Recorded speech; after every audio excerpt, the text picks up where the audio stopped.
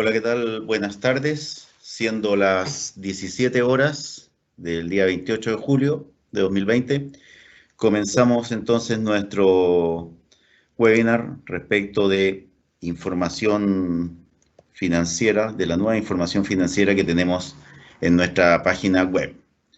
Al respecto, los temas a tratar el día de hoy son los siguientes, tal como lo pueden ustedes ver en el índice. Son los principales indicadores de crédito, donde destacan indicadores de flujo y endeudamiento. Los temas a tratar nuevamente, entonces, principales indicadores de crédito, donde destacan indicadores de flujo y endeudamiento, análisis de resultados de empresas, resultado operacional, EBITDA, utilidad y márgenes, indicadores de rentabilidad, ROE, ROA, ROIC, indicadores de valorización, valor de empresa, precio-utilidad, bolsa-libro, earning value o valor empresa EBITDA, etc. Conclusiones y preguntas. Entonces, primero que todo haremos la exposición de cómo va a venir presentada en la página web. Posteriormente vamos a hacer el ejercicio práctico, pero primero que todo vamos a hablar de cómo va a venir presentada entonces los principales indicadores, por ejemplo, de crédito, en que, por ejemplo, en Botelladora Andina vienen los años de 2017, 2018, 2019, en 12 meses, primer trimestre 2019 y primer trimestre 2020, en que ustedes pueden comparar deuda financiera de corto plazo como porcentaje de la deuda total, deuda financiera a largo plazo como porcentaje de la deuda, deuda neta, deuda total, EBITDA, deuda neta EBITDA. Entonces, es una herramienta muy práctica que ponemos a disposición ahora de todos nuestros clientes, un convenio con DBA Tools, y por lo tanto, queremos que ustedes tengan a la mano estas herramientas, las puedan usar. Posteriormente vamos a entrar a la página de renta4.cl y van a ver que están todos estos mismos indicadores y cómo se accede a ellos. En todo caso, uno pincha Acciones Chile, después selecciona IPSA o todas las acciones y lo veremos más adelante. Pero vamos a hablar un poco de los indicadores y cómo se leen estos para posteriormente ir a la página web. Entonces, tenemos deuda total EBITDA, EBITDA sobre gasto financiero, y vemos cómo estos indicadores, por ejemplo, primer trimestre 2019 respecto primer trimestre 2020, entonces el EBITDA, por ejemplo, el primer trimestre 2020 aquí mejora y cubre 7,82 veces los gastos financieros, mientras en 2019 solamente 5,48 veces. La deuda neta, por ejemplo, vemos como hay una disminución de la deuda neta, la deuda total EBITDA también baja, en fin, todas estas herramientas que estamos poniendo para ustedes. Entonces, en general, hay un gráfico de Andina, después en la hoja de crédito están todos estos indicadores de crédito de la empresa, después en la hoja siguiente hay más indicadores de crédito, el EBITDA propiamente tal, el EBITDA sobre gasto financiero, lo que decíamos recientemente, más abajo, por ejemplo, gastos financieros sobre el EBITDA reportado sobre gastos financieros, apalancamiento, deuda neta, patrimonio. Entonces, aquí vemos, por ejemplo, siempre para embotelladora andina, cómo uno va viendo la evolución de los años, cómo se mantiene la empresa, qué tan sana, y la evolución del primer trimestre, por ejemplo, 2020 respecto al primer trimestre 2019, en que uno ve que la deuda neta respecto del patrimonio descendió de 0,74 a 0,68, entonces vemos una empresa sana desde el punto de vista de endeudamiento. Después tenemos otros indicadores como la razón corriente, que es activo circulante partido por pasivo circulante. Entonces vemos también que hay un mejoramiento en el activo circulante respecto a los pasivos circulantes en 2020 respecto a 2019. La razón hacia en que la misma activo circulante se le restan los inventarios, y partido por pasivo circulante, deuda financiera de corto plazo, patrimonio, deuda financiera a largo plazo, patrimonio. Entonces, todos estos indicadores están a la mano ahora, disponibles para todos los clientes de Renta 4. Ustedes ven que son varios indicadores de crédito que vamos a analizar algunos de ellos hoy día. Vamos a entrar a la página web y después vamos a entrar entonces a las preguntas y vamos a volver y vamos a ir jugando con la página. Pero creo que poner a disposición de usted esta herramienta es fantástico. Después tenemos a nivel de estado de resultados también, el caso de Embotelladora Andina que hemos puesto, ingresos operacionales, como han ido evolucionando a través de los años, en 12 meses y el primer trimestre 2020 versus primer trimestre 2019. Entonces aquí estos 12 meses se supone que están considerando los últimos 12 meses hasta el primer trimestre de 2020, que cuando existe el último reporte de esta empresa. Variación de los ingresos, en todo caso, el año 2019 una caída, por ejemplo, aquí el primer trimestre de 2019, sin embargo, el primer trimestre de 2020 la caída es menor que el año anterior. Entonces tenemos los ingresos operacionales, costos de explotación, el resultado bruto, margen bruto, que es finalmente el resultado bruto dividido por ingresos operacionales, gasto de administración y ventas, entonces otros ingresos y egresos operacionales, lo que da finalmente el resultado operacional. Entonces, esto es muy bueno porque uno va repasando un poco la contabilidad y los estados de resultados de la compañía y cómo se van construyendo esto, el margen operacional. Entonces vemos, por ejemplo, un margen de la empresa que en 2017-2018 tenía un margen operacional de 11,9, mejora a 12,5, en 2019 14,2, y vemos que el primer trimestre de 2020 incluso es bastante mejor, un 14,47%. Después ingresos financieros, gastos financieros, resultados en participaciones y otros ingresos y egresos. Resultados fuera de explotación, resultados antes de impuestos. Después seguimos también con el estado de resultados, el típico estado de resultados, ante impuestos, gasto por impuesto, en fin, la tasa de impuesto efectiva que paga la compañía, aquí vemos que estaba pagando alrededor de 30%, en cambio aquí la tasa efectiva de pago de impuestos un 13,46%, en fin, utilidad y margen neto. Margen neto, recuerden que es la utilidad dividido por los ingresos, entonces es una empresa que ha ido mejorando. Si ustedes la ven, por ejemplo, esto es muy bueno para ver la evolución de las compañías a través del tiempo, porque de repente uno dice, tengo la sensación de que Andina no es tan buena como la han recomendado, sin embargo, ustedes aquí ven la evolución 2017-2018, con un margen neto 6,37, 5,7, 9,7 y finalmente en 2019-2020, primer trimestre, se ubica más o menos similar, alrededor de 10%. Finalmente la utilidad por acción, variación de la utilidad por acción,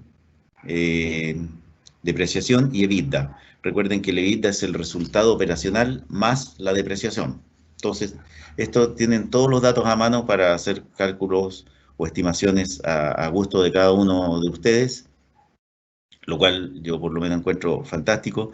Después el EBITDA reportado, porque el EBITDA reportado es distinto del EBITDA propiamente tal que nosotros tenemos aquí calculado también, o de ViaTools, porque este EBITDA, recuerden que es resultado operacional más depreciación y amortización, mientras que los EBITDA reportados por la compañía eventualmente, pueden tener ingresos y gastos financieros también.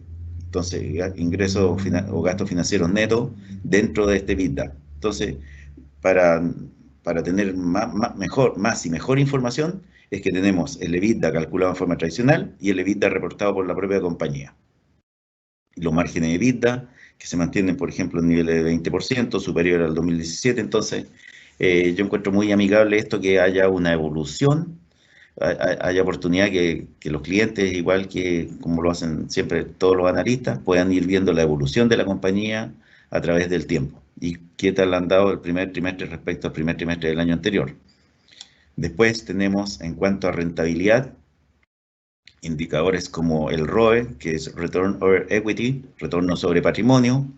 Ustedes pueden ver, por ejemplo, que aquí en 2017, 2018, la evolución de Embotelladora Andina, 14,49, 11,18, 2019 sube a 17,93, y primer trimestre de 2019 un 10,1, y primer trimestre de 2020 un 17,56%.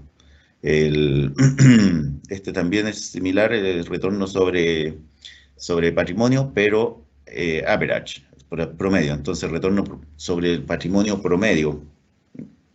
Comúnmente cuando uno toma el retorno sobre patrimonio, por ejemplo, a diciembre de 2019, uno toma la utilidad de 2019 dividido por el patrimonio que tenía la compañía a fines de 2018.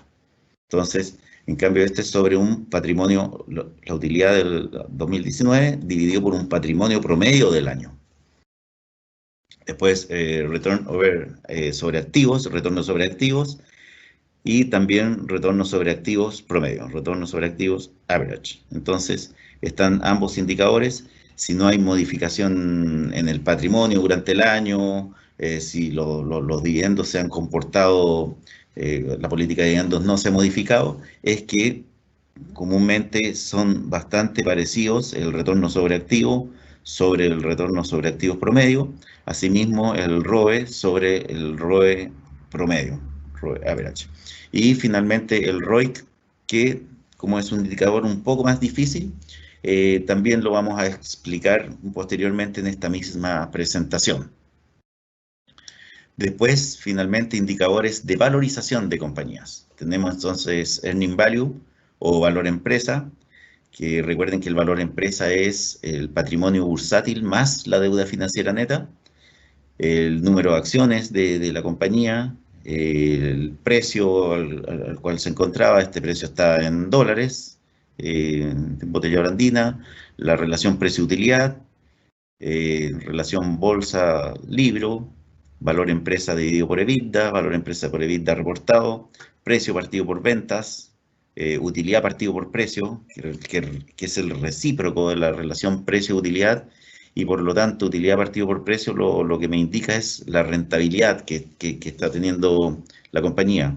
Vean ustedes que, por ejemplo, si la relación precio-utilidad es 10 veces, justo el recíproco, 1 dividido por 10 debería dar 10%, y por eso aquí es tan próximo la relación a una utilidad partido por precio alrededor de 10%. ¿Se fijan? Entonces es muy bueno eso de entender que el recíproco de la relación precio-utilidad, es decir, utilidad partido por precio, es una medida de rentabilidad.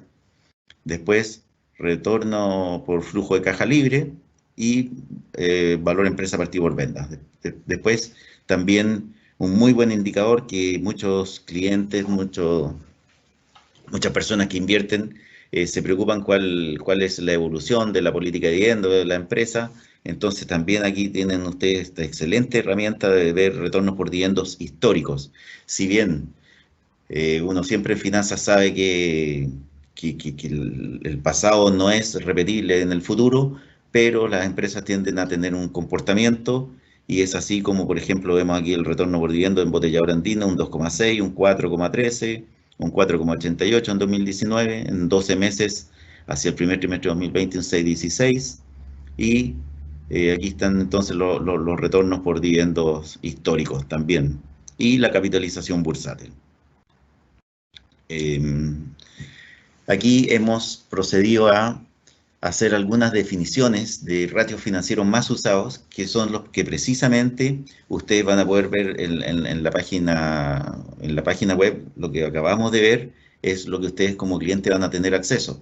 Entonces, les quisimos entregar estas pequeñas indicaciones también a petición de otro webinar en que ustedes decían, bueno, ¿por qué no nos explican algunos indicadores financieros básicos para poder comparar las empresas? Vemos, por ejemplo, valor libro, patrimonio bursátil, deuda financiera neta, valor empresa y EBITDA. ¿Qué es el valor libro? El valor libro es el patrimonio contable dividido por el número de acciones de la compañía. El patrimonio bursátil es el precio de mercado de la acción por el número de acciones. Y la deuda financiera neta es aquella parte de la deuda que genera intereses menos el efectivo equivalente al efectivo, es decir, por ejemplo, depósitos a plazo. Por lo tanto, valor empresa es el patrimonio bursátil, que es el precio de mercado de la acción por el número de acciones, más la deuda financiera neta.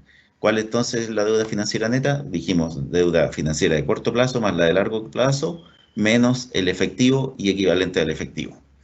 Y tenemos aquí el EBITDA, que el EBITDA es el resultado operacional más depreciación y amortización también eventualmente. Y por lo tanto, de aquí, el valor empresa dividido por este número es el indicador valor empresa EBITDA.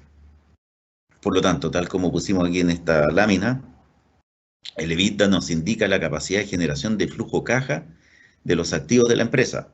Nótese que al resultado operacional le sumamos la depreciación. Esto último porque la depreciación es un costo que efectivamente registra la contabilidad, pero no representa un flujo.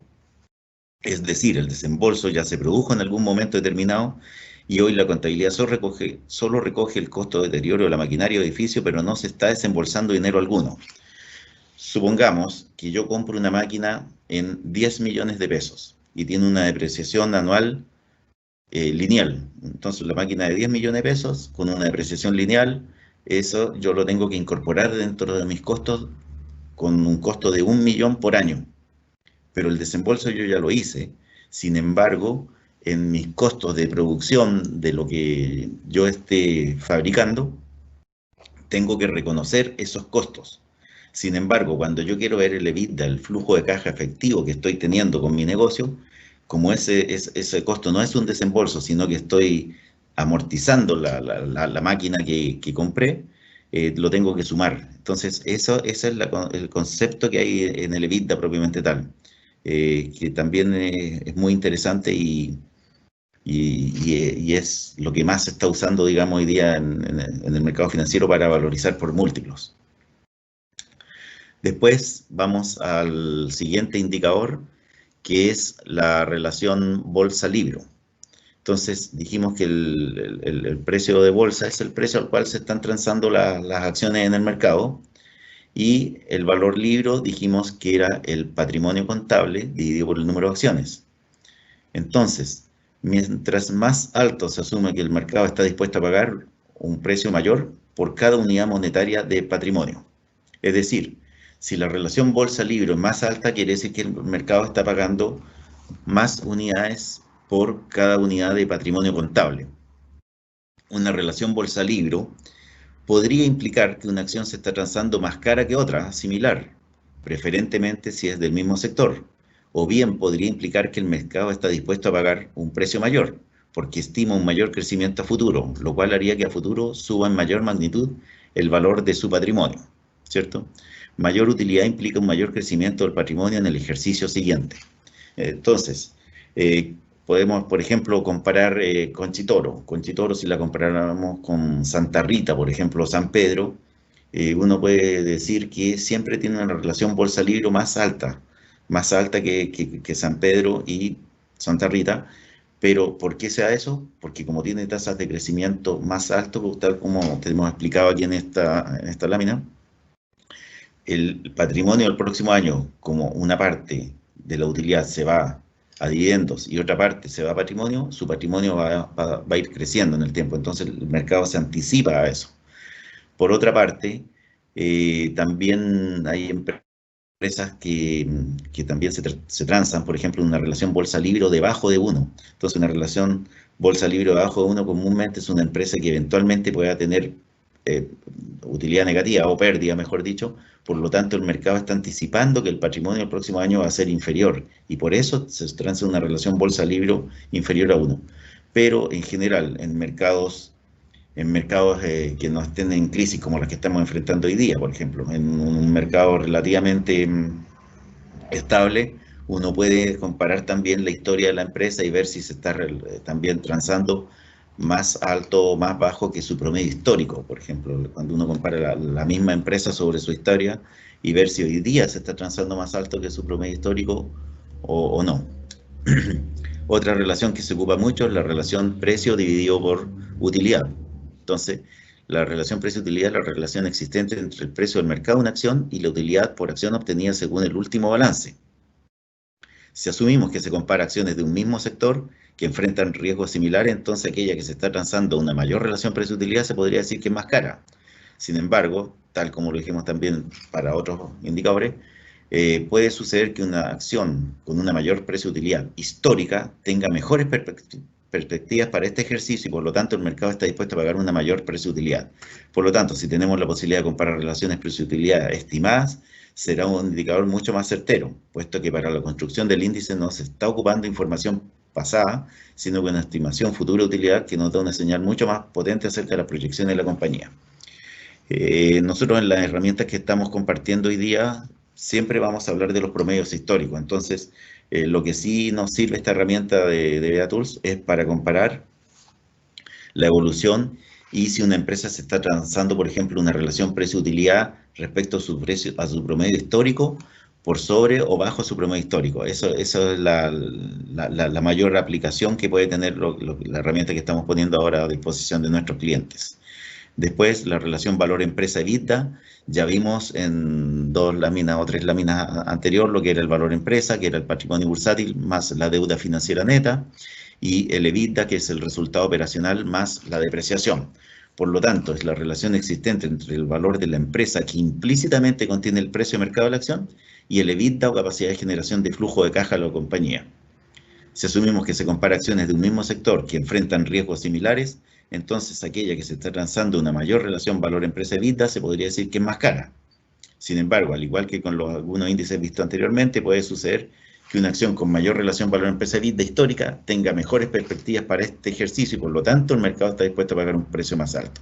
Entonces, uno tiene la relación valor empresa-EBITDA, precio-utilidad, bolsa-libro, lo que se llama trailing o histórica, y también uno puede ver la valor empresa, precio-utilidad y la relación bolsa-libro forward o futura. Entonces, es importante hacer una distinción entre lo que es pasado y lo que es futuro, pero sí uno puede ver si una empresa efectivamente, con todos los indicadores que presentamos anteriormente, si una empresa tiene una tendencia entonces al alza o a la baja. Por lo tanto, si tenemos posibilidad de comparar relaciones valor empresa EBITDA estimadas, entonces será un indicador mucho más certero, puesto que para la construcción del índice no se está ocupando información pasada, sino que una estimación de flujo futuro que nos da una señal mucho más potente acerca de las proyecciones de la compañía. Y finalmente, yo quería también compartir con ustedes esta fórmula que es un poco más difícil de asimilar, que es el ROIC. Entonces, el ROIC, tal cual está puesto aquí, es Return on Invested Capital. En amarillo, lo que está en amarillo, dicen Return on Invested Capital, que es el NOPAT dividido por Invested Capital. ¿Qué es el NOPAT? El NOPAT, tal como lo pusimos aquí, es el Net Operating Profit After Taxes, o sea, es el resultado operacional después de impuestos, pero antes de ingresos y gastos financieros. En resumen, y mucho más fácil de calcular el NOPAT, es el EBIT o el resultado operacional por 1 menos la tasa de impuesto. Entonces, por ejemplo, supongamos que una empresa tiene un resultado operacional de X, lo multiplicamos por 1 menos T, llegamos a un NOPAT de 13.561. Entonces, después el Invested Capital es la deuda más patrimonio menos caja y equivalentes. Entonces, el capital invertido, este Invested Capital, por ejemplo, si es 50.923, nosotros llegaríamos a que el ROIC es el NOPAT dividido por IC, es decir, 13.561 partido por 50.923, un 0,27 o un 27%. Para ejemplo práctico, tomamos la lámina de la hoja siguiente. Entonces aquí tenemos, por ejemplo, un vaciado de los resultados financieros de una empresa, que va desde el año 2017 hasta el 2021, por ejemplo. Entonces tenemos las ventas, costo de administración y ventas, utilidad bruta, después los gastos, en fin, salarios, rentas y otros. Y aquí va depreciación y amortización, lo que decíamos anteriormente. Como depreciación y amortización es parte de los gastos, entonces tenemos aquí un resultado operacional, un resultado, un resultado operacional y se fijan que ya habíamos restado la depreciación y amortización, pero y después tenemos los intereses netos, intereses que son ingresos y gastos financieros, por ejemplo 2.500, entonces utilidad antes de impuestos 3.594, el impuesto 1.120, utilidad neta 2.474. Entonces, ¿qué sucede? Si yo tomo ese nivel de impuestos sobre la utilidad, sobre la utilidad antes de impuestos, me da que es un 31%. Por lo tanto, ¿de dónde sale este 4.195? Es el 31%, es el 6.094 por 1 menos T. Es decir, 6.094 por 1 o por 100% menos 31% da 4.195. Tengo ahí el NOPAT. Un poco más abajo tengo el análisis del ROIC. Tengo el valor libro de la deuda. Entonces tengo la deuda, tengo el valor libro del patrimonio, tengo un goodwill aquí. Entonces tengo que sumar el valor libro de la deuda, tengo que sumar el valor libro del patrimonio, le resto el goodwill y le resto el cash y llego al book value del invest capital. Entonces, al año siguiente, al 2018, hacíamos lo mismo, calculamos entonces el NOPAT de 13.561. Y aquí volvemos a la página anterior, en que decíamos nosotros, tenemos un NOPAT de 13.561. Volvemos nuevamente al balance al estado de resultado. Entonces, 13.561 dividido por el Invested Capital del año anterior, es que yo llego al 0,27. Es decir, estoy dividiendo el NOPAT 2018 dividido por el Invested Capital 2017 y llego al indicador de 27%. Quise poner este indicador porque quizás es el más complejo de todos, pero al ver estas dos láminas que yo les estoy entregando, es mucho más fácil, más digerible. Entonces, al año siguiente, el 2019, el NOPAT de 22.145 lo vamos a dividir por 49.595, que es el Invested Capital del año anterior, y va a dar 0,45. En 2020 tomo 27.779, estos se supone que son estimados, 27.779 dividido por 47.715 y me daría 0,58. Y así sucesivamente se divide entonces el NOPAT del año N más 1 y se divide por el año N, por el book value del Invested Capital del año N. Entonces, vamos ahora a compartir con ustedes. Vamos a ir precisamente a la página de Renta 4. Entonces, cuando ustedes entran a la página de Renta 4, como clientes propiamente tal, van a tener que ir a la viñeta. Cuando entren a la página, repito, van a tener que ir a la viñeta Acciones Chile. Entonces ustedes ingresan www.renta4.cl. Después, donde dice ingreso clientes, ingresan y se les va a desplegar esta primera página. Entonces, después van a Acciones Chile y en Acciones Chile se despliega, esta es la página que se les despliega a ustedes. Entonces, ingreso de orden de compra, no ponen nada, pero por ejemplo, podemos aquí, por ejemplo, el IPSA.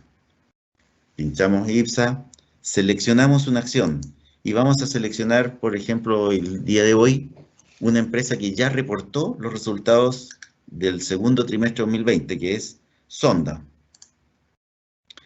Pinchamos aquí la lupa y más abajo entonces sale el precio de hoy día, cuánto varió, pero lo más importante que si ustedes bajan en la página, está lo que habíamos visto nosotros en la presentación. Entonces tenemos la visión general, un gráfico de precios y aquí está la viñeta de crédito. Y aquí cuando pinchan entonces la viñeta crédito, se despliegan todos los indicadores. Y aquí, tal cual yo les decía recientemente, como Sonda reportó sus resultados del primer trimestre, ya tenemos segundo trimestre 2020 respecto al segundo trimestre 2019. Deuda total aumentó de 340. Y aquí también valorización en miles de dólares, que también ustedes pueden aquí pinchar y poner valorización en miles de pesos. Lo vamos a hacer en dólares para que los números sean más pequeños, porque las razones dan lo mismo, pero lo vamos a hacer en miles de dólares. Entonces, aquí tenemos la deuda total, vemos cómo se incrementó se mantuvo. Entonces, cuando ven ustedes 12 meses, esta como una medida de stock, el 12 meses es el mismo indicador que el segundo trimestre de 2020, en este caso. Después de deuda financiera a corto plazo, como porcentaje de la deuda, vemos que es un 24,75 y un 75 de composición de largo plazo. Entonces, aquí, por ejemplo, ustedes pueden concluir que hoy día la empresa, dentro de todo, está en una situación un poco más holgada porque dentro de los próximos 12 meses tiene solamente un 24% de su deuda, mientras que el 75,5% es el largo plazo, no así como lo estaba presentando el segundo trimestre de 2019, que tenía un 57% de su deuda con vencimiento en el corto plazo. Después, la deuda neta también, si ustedes comparan este trimestre, también ha bajado. Deuda total a EBITDA, hay un incremento, como pueden ver en el segundo trimestre de 2020, hay un incremento de la deuda total respecto a la EBITDA. Después acá, por ejemplo, cuál otro indicador es muy relevante, y es EBITDA sobre gastos financieros, es decir, cuántas veces el EBITDA, el resultado operacional más depreciación que está teniendo la compañía, los flujos de caja, están cubriendo los gastos financieros. Mientras en el segundo trimestre de 2019 cubría 5,8 veces, ahora lo está cubriendo solamente 5,08. Y si ustedes miran, aquí teníamos los resultados 2017, 18, 19. Entonces, si vemos EBITDA sobre gastos financieros en los años 2017, 2018, 2019, vemos un deterioro, por ejemplo, respecto del año 2017. Pero aquí había una cierta estabilización. Después también el nivel de EBITDA, que por ejemplo, segundo trimestre 2000, aquí vemos segundo trimestre 2020 versus segundo trimestre 2019. A nivel de EBITDA vemos una abrupta caída, entonces ya no van a tener que estar consultando un analista para que les diga cómo anduvo el EBITDA de la compañía el segundo trimestre de este año respecto del año anterior. Simplemente van a poder ir a la página web, van a decir en Renta 4 están los resultados, ya están incorporados, y el resultado operacional más depreciación, o sea, el EBITDA, este año estuvo bastante más bajo que en igual trimestre del año anterior. Se fijan, cayó de 31,849 a 12,625. Lo mismo, por ejemplo, de una neta sobre patrimonio se mantiene, en fin, la razón corriente, y así podemos seguir viendo estos indicadores que acabamos de ver en forma práctica. Nos podemos ir al estado de resultados también, también es muy relevante. Entonces vemos, por ejemplo, segundo trimestre 2020 versus segundo trimestre 2019, una fuerte caída, por ejemplo, los ingresos operacionales, de 317 bajaron a 203, esto está en miles de dólares, recuerden. La variación de ingresos, entonces cayó año con año. Cuando uno dice año con año, está comparando segundo trimestre 2020 versus segundo trimestre 2019, una caída de casi un 36%.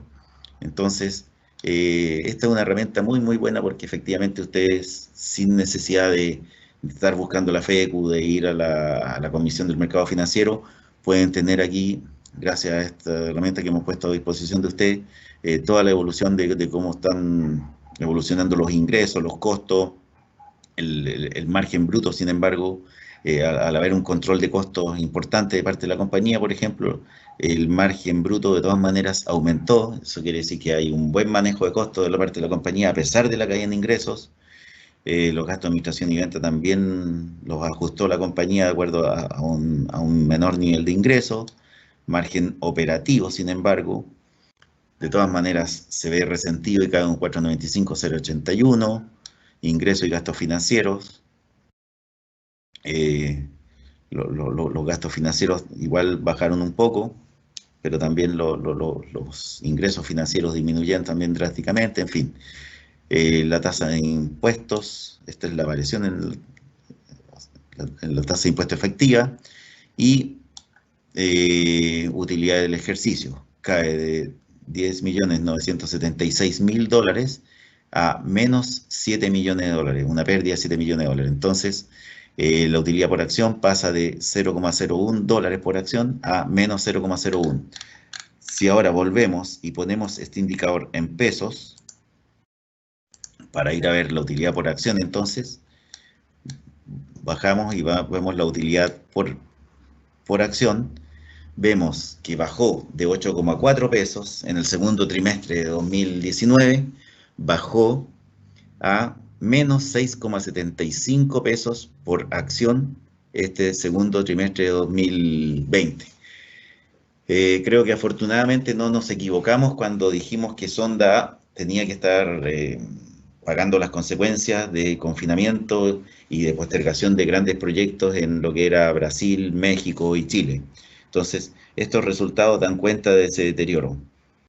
Como pueden ver entonces ustedes también aquí el EBITDA cayendo casi a la mitad prácticamente, el margen de EBITDA de un 10%, un 6,2%, en fin, todas estas herramientas las estamos poniendo a disposición de ustedes, los clientes. Después lo que éramos la rentabilidad, que fueron los índices que en la presentación los explicamos en forma extensa, el ROE promedio, esto es el A es de average, entonces el retorno promedio sobre patrimonio promedio, retorno sobre activos promedio, y el ROIC, que también lo explicamos en la presentación para que puedan tener ustedes un indicador un poco más interesante, más nuevo, que también empieza a tener un cierto protagonismo cuando uno valoriza empresas. Y aquí ustedes ven que el ROIC bajó de un 4,95 a un 2,45%. Y finalmente los índices de valorización, donde tenemos el valor empresa. Recuerden que el valor empresa es patrimonio bursátil multiplicado más deuda financiera neta, donde el patrimonio bursátil recoge una parte aquí el precio de la acción, el número de acciones que se ha mantenido constante, es decir, no había una variación en el número de acciones de la empresa. Después el precio, lo vamos a poner entonces en pesos aquí. El precio de la acción de Sonda, que estaba al segundo trimestre de 2019 en 944,53 pesos, y hoy día, al segundo trimestre de 2020, en 540,13 pesos por acción. La relación precio-utilidad en 38, aún así, ahora hoy día es un poco más baja, quiere decir que el mercado ha ajustado más el precio de lo que ha caído incluso la utilidad. La relación bolsa-libro, que aquí vemos que pasó de positivo a negativo, y eso es precisamente por lo que yo les decía anteriormente. Cuando las empresas tienen pérdidas, como el patrimonio del próximo año o el próximo periodo se ve afectado, es posible que el mercado también internalice rápidamente eso y esté dispuesto a pagar una relación bolsa-libro por debajo de 1. Entonces, cuando tenía esta, por ejemplo, el año 2017, una relación bolsa-libro de 2,2, esto nos habla de que era una empresa en franco crecimiento. Mientras que cuando estamos hablando de 0,97 es porque el mercado ya está internalizando que el patrimonio este año se va a seguir reduciendo porque los resultados 2020 van a ser muy malos. Respecto a 2021, eso sería muy relevante, entonces poder comparar, esos son los índices forward, que son los índices hacia adelante, y eso no tenemos porque aquí habría que tener proyecciones y eso es la tarea de cada uno de los departamentos de estudio. Por lo tanto, aquí son herramientas históricas, pero que de todas maneras van viendo, ustedes pueden ir viendo cómo está evolucionando una empresa. Solamente 5 minutos más les voy a quitar para que vamos a una tanda de preguntas. Aquí entonces ustedes vienen también, por ejemplo, las acciones del IPSA, también los índices, por ejemplo, de consumo discreto, eh, cuáles son esas empresas de consumo discreto, aquí ustedes las pueden revisar y comparar. Después, por ejemplo, en energía, entonces en energía está Copec y Lipegas, lo que hemos comentado en otras oportunidades. Después utilities, entonces en utilities ustedes ven aquí y vamos a tener, por ejemplo, en el Chile, desplegamos también la lupa para en el Chile, por ejemplo, y bajamos y vemos, por ejemplo, estados de resultados. Queremos ver si están reportados los resultados del segundo trimestre de 2020. Efectivamente. Ustedes ven que salieron recién los resultados el día en esta semana y ya tenemos los estados resultados incorporados en el Chile, entonces ustedes pueden comparar la evolución, como hubo una caída de ingresos, y en cambio, en cuanto al resultado operacional, por ejemplo, pasó de menos 427, lo vamos a poner en dólares, efectivamente está en dólares, resultado operacional, ingreso, gasto financiero, en fin, tasa de impuesto, utilidad del ejercicio. A pesar que tuvo este año menos ingresos que el año pasado, vean ustedes que son significativamente una caída en ingresos, un 22% respecto del segundo trimestre de 2019, vemos que a nivel de última línea, es decir, la utilidad del ejercicio, el año pasado presentó una pérdida de 262 millones de dólares y ahora es de 85. Y la utilidad por acción, de todas maneras, sigue siendo negativa. Subimos, ponemos aquí en miles de pesos y nos va a indicar la utilidad por acción en pesos.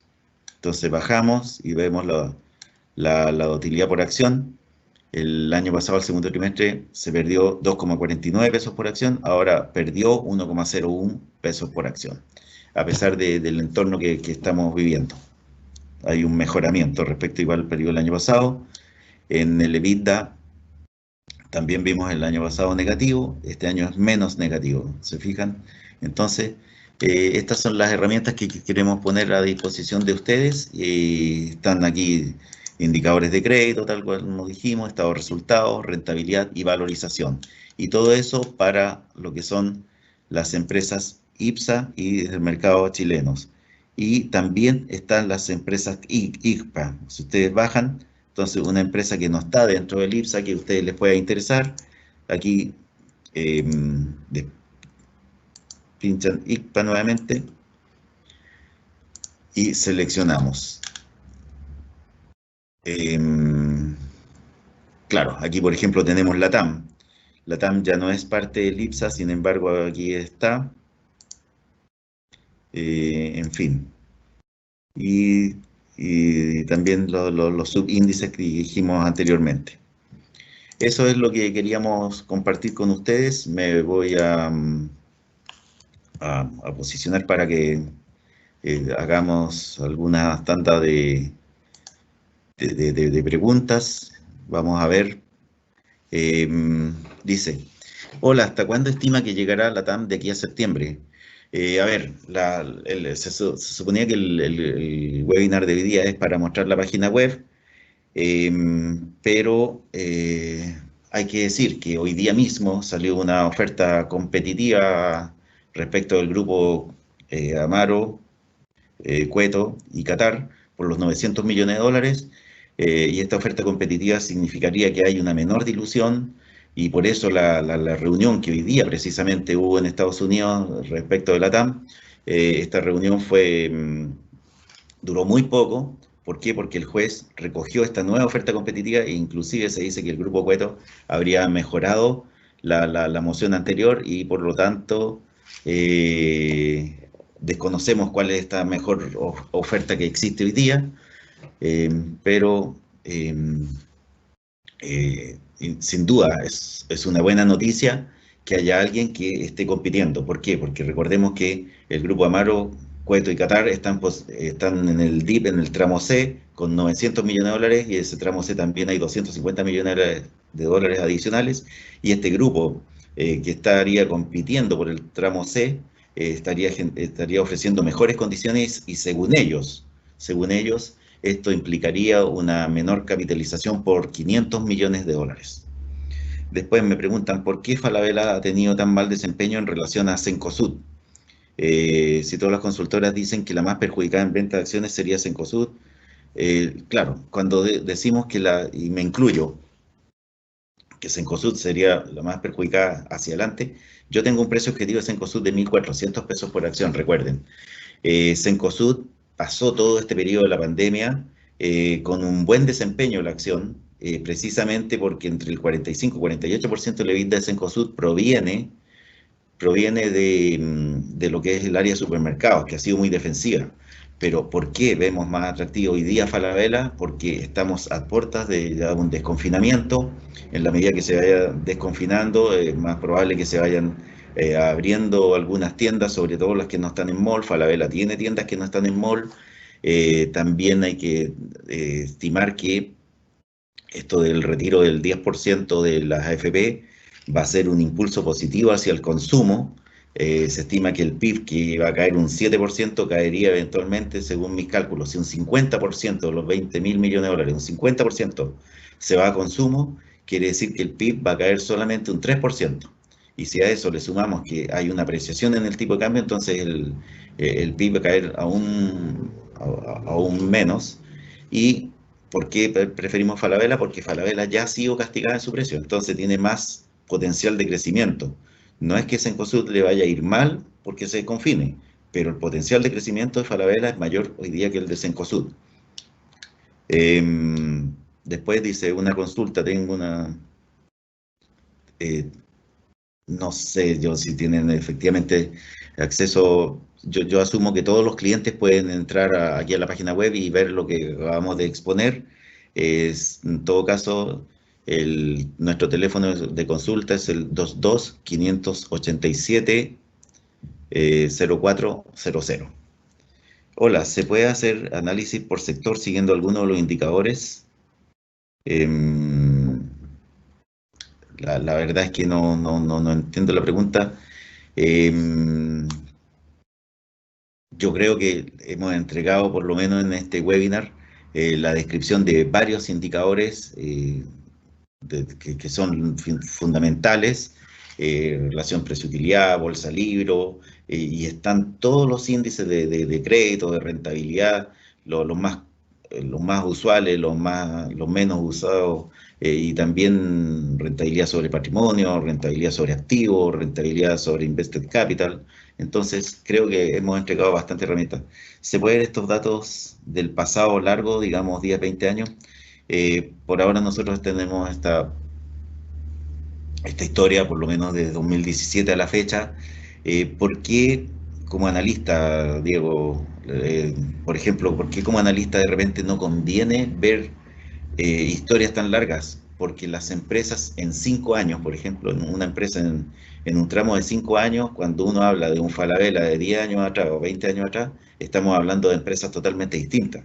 E inclusive, si uno piensa en un Falabella 2017 versus un Falabella hoy día es una empresa focalizada, por ejemplo, en un crecimiento de todo lo que son sus ventas a través del e-commerce. Entonces, cuando uno quiere tomar datos históricos, de repente empresas más clásicas, por ejemplo, como Conchitoro, es posible que los indicadores históricos muy largos sí sirvan. En todo caso, claro, historias más largas hay otras herramientas que uno tiene que comprar para poder ingresar.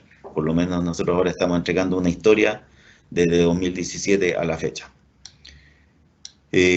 ¿Podrían hacer un manual con esto? Pucha, creemos que el webinar es como la mejor materia que hemos encontrado, por lo menos hasta el momento. Tenemos un desarrollo de algunos índices financieros, que es lo que hemos entregado a través de este webinar. No sé si lo vamos a hacer realmente porque los indicadores de por sí hablan por sí solos. Entonces, cuando uno dice deuda dividido por EBITDA, solamente hay que entender lo que significa el EBITDA. Si uno dice rentabilidad, return over equity, retorno sobre patrimonio, hay que entender qué es la utilidad dividido por el patrimonio del año anterior. Entonces, son bastante lógicos, pero lo vamos a analizar. Quizás hasta con ejemplo, la relación bolsa-libro 1 no significa que la acción esté barata. No siempre, por lo que acabamos de ver, por ejemplo, en el ejemplo de Sonda que explicamos recientemente, vimos que Sonda pasó de estar de 1,6 a 0,97. Entonces pasó de estar por sobre 1 a estar por bajo 1. ¿Por qué el mercado paga menos de una vez bolsa libro? Porque si la empresa tiene, por ejemplo, un patrimonio de 100 y ese patrimonio de 100 y este año va a perder 5, el próximo año entonces va a tener un patrimonio de 95. Por lo tanto, yo no estaría dispuesto a pagar una vez bolsa libre, sino que voy a estar dispuesto a pagar uno menos ese 5%. Por lo tanto, que una relación bolsa libre esté bajo 1, bajo ninguna circunstancia significa que esté barata. Eh, en- por lo mismo, como contrapartida, si yo tengo una acción, por ejemplo, como CAP, por ejemplo, que eventualmente puede estar en una relación bolsa-libro bajo cero, pero yo creo que el próximo año va a tener utilidad.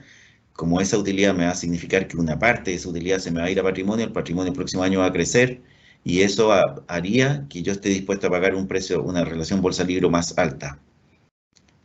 Eh,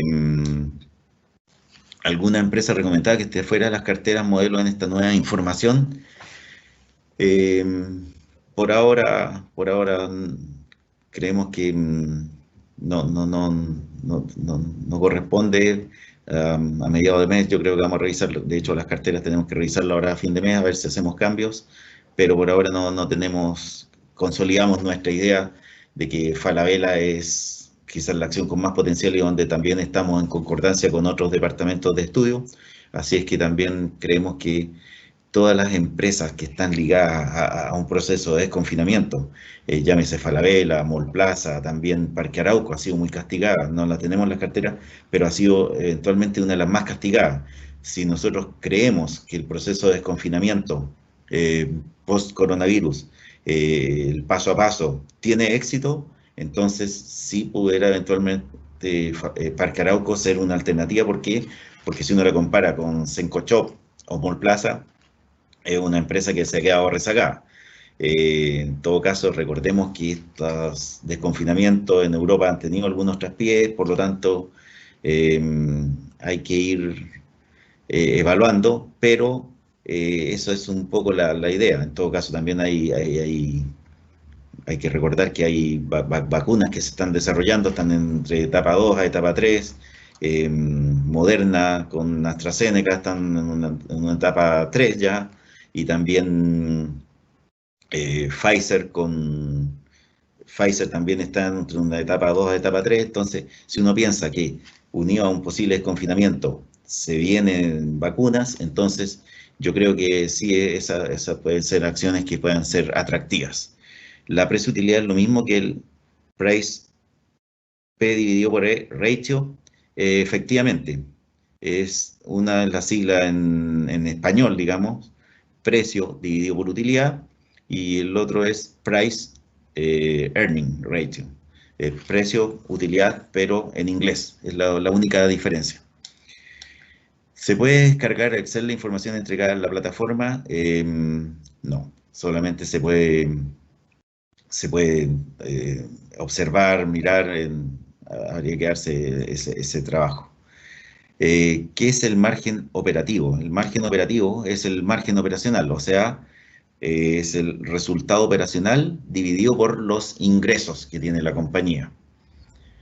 Entonces, margen operativo o margen operacional es el resultado operacional dividido por los ingresos. Eh, el valor empresa dividido por EBITDA, cómo se compara de un año a otro y si este es mejor o no. Claro, si uno tiene que el valor empresa dividido por EBITDA es más bajo respecto, por ejemplo, al promedio histórico, efectivamente, como el valor empresa es patrimonio bursátil más la deuda financiera neta, el valor empresa tiene implícito el precio de la acción. Entonces, si una empresa yo la comparo históricamente y se transa en 10 veces valor empresa de EBITDA, su promedio histórico, y hoy día está en 7, quiere decir que hoy día su precio de mercado en relación al EBITDA está más bajo que su promedio histórico, por lo tanto estaría más barata. Si como contraparte el valor empresa EBITDA está por sobre su promedio histórico, entonces nosotros teníamos la estadística aquí, 2017, 2018, 2019. Si su promedio histórico es 10 veces y hoy día se está transando en 15, excepto que nosotros veamos un EBITDA creciendo demasía el próximo año, pero si el EBITDA se mantiene creciendo relativamente estable respecto a los de años anteriores, entonces, si el promedio histórico es 10 y hoy día se está transando en 15, hoy día está cara. Me dicen, gracias por la presentación. Respecto a los índices forward que mencionabas, ¿cómo se calculan y se puede explicar cómo proyectar escenarios de estado de resultado para poder invertir como apuesta en estos escenarios? Efectivamente, los índices forward están, lo que yo les decía adelante. Cuando uno dice una relación valor empresa EBITDA, uno dice valor empresa EBITDA a diciembre de 2019. Cuando estamos pensando en un valor empresa EBITDA forward, o sea, a diciembre de 2020 o a diciembre de 2021, esa es parte del trabajo de los analistas y uno pudiera ver cuando hay informes de empresas, ya sea los que hacemos en Renta 4 o los que hacen otros departamentos de estudio, uno tiene que ver cuál es el EBITDA que se está proyectando para 2020, 2021 y así sucesivamente.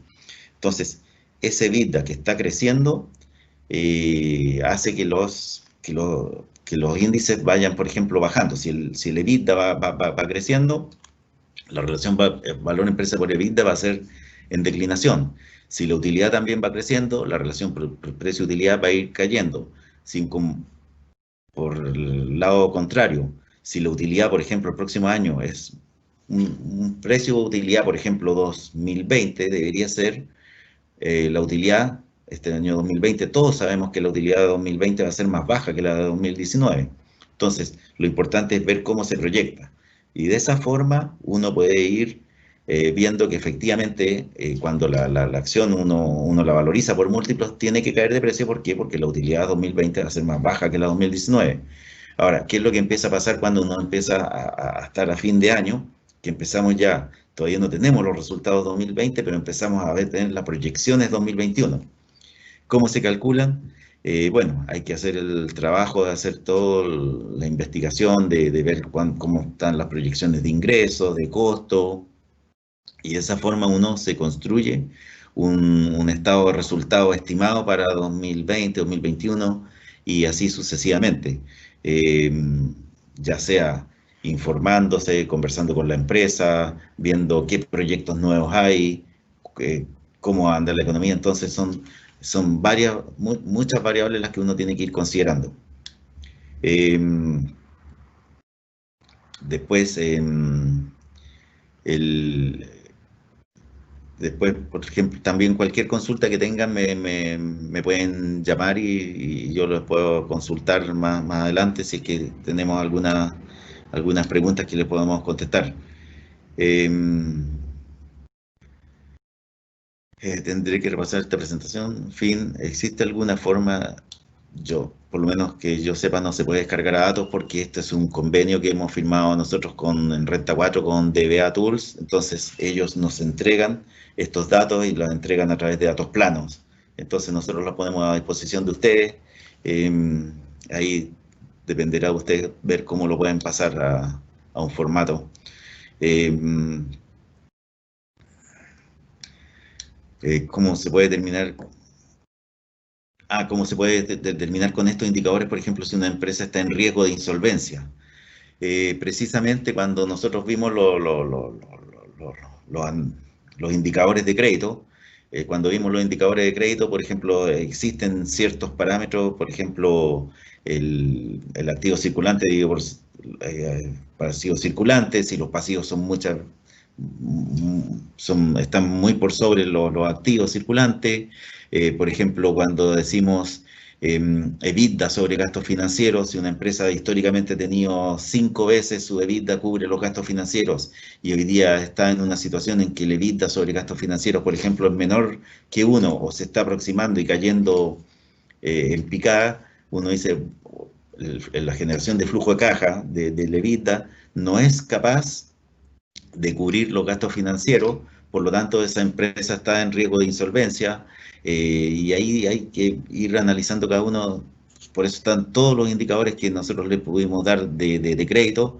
Entonces uno va viendo efectivamente cada uno de los índices de la relación de deuda, cuánta deuda tiene de corto plazo, de largo plazo, la relación deuda-patrimonio también es relevante. Entonces también, pero todas también las que asocian deuda con patrimonio o las que asocian deuda con flujos.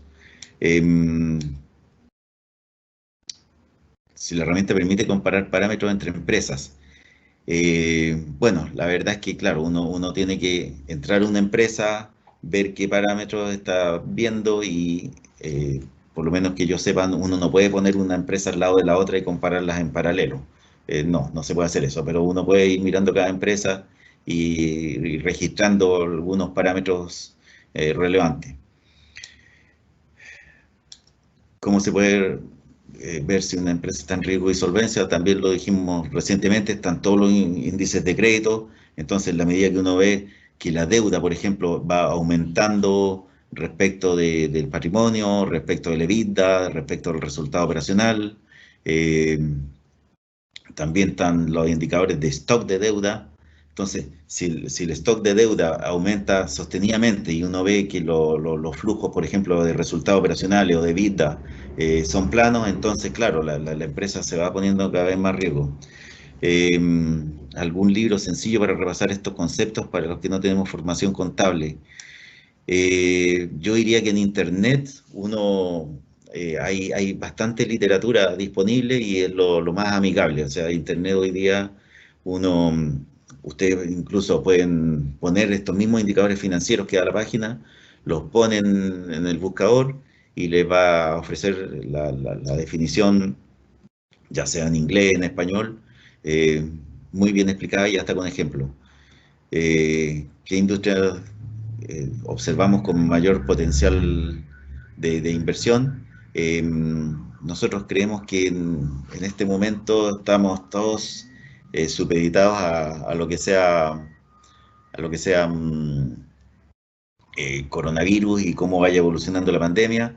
Y en esa perspectiva, entonces, las empresas de consumo también hay que considerar esta otra variable. El retiro del 10% de los fondos de AFP, como dijimos anteriormente, y es lo que estiman todos los analistas, el 10% son alrededor de 20, 21 mil, dependiendo del tipo de cambio que uno calcule, pero son alrededor de 20 mil millones de dólares.